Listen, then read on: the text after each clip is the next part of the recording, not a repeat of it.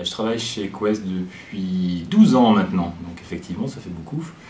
Et j'ai la chance de rejoindre Dell, puisque la société a été acquise depuis le 28 septembre, pour constituer l'entité software de Dell, qui est un des grands credos de la société pour ces prochaines années. La vision de Dell pour son entité software, c'est vraiment d'accompagner ses clients de bout en bout.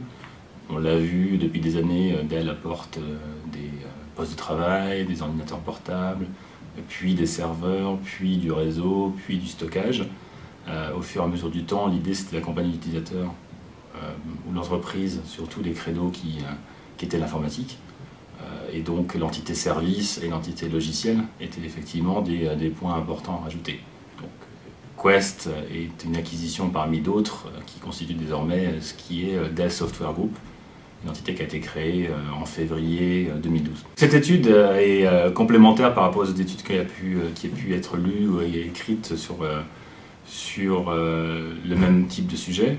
Ce qui était important pour nous, c'était de comprendre ce que ça pouvait apporter dans les entreprises, d'avoir ce type de projet, donc d'apporter son propre périphérique, d'apporter son propre ordinateur ou son propre téléphone portable, par rapport à l'utilisateur final, savoir si lui en tirait des bénéfices, si lui était plus actif, plus proactif, plus productif, et s'il y avait des véritables retours par rapport à ça. Donc c'est une étude qu'on a menée par rapport à l'angle de l'apport à l'utilisateur final, et pas par rapport à la technologie. Là où on a vu d'autres études qui nous amenaient sur des coûts de possession, qui nous amenaient sur la technologie qui était sous-jacente, évidemment très intéressante. On est un des acteurs qui fournit ce type de solution, donc on est intéressé pour avoir ce genre d'études, évidemment. Mais là, on s'intéressait à savoir quels étaient les gains autour de ce type de projet, une fois de plus, pour l'employé ou l'utilisateur final. C'est une étude qu'on a menée au niveau global, dans les pays les plus importants, autour de 1400 personnes qui ont un profil plutôt directeur informatique.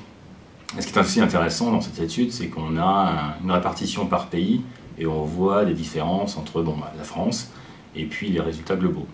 Donc très intéressant en termes de perception et surtout avec un axe différent, on l'espère, d'autres études déjà publiées. Oui, alors ce qui est intéressant, c'est que l'Europe peut être vue comme étant un petit peu en retard par rapport à l'Asie-Pacifique.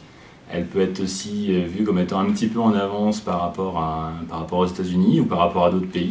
Donc c'est assez intéressant. Ce qui est aussi intéressant, c'est la France, voir un petit peu ce qui est mené comme projet.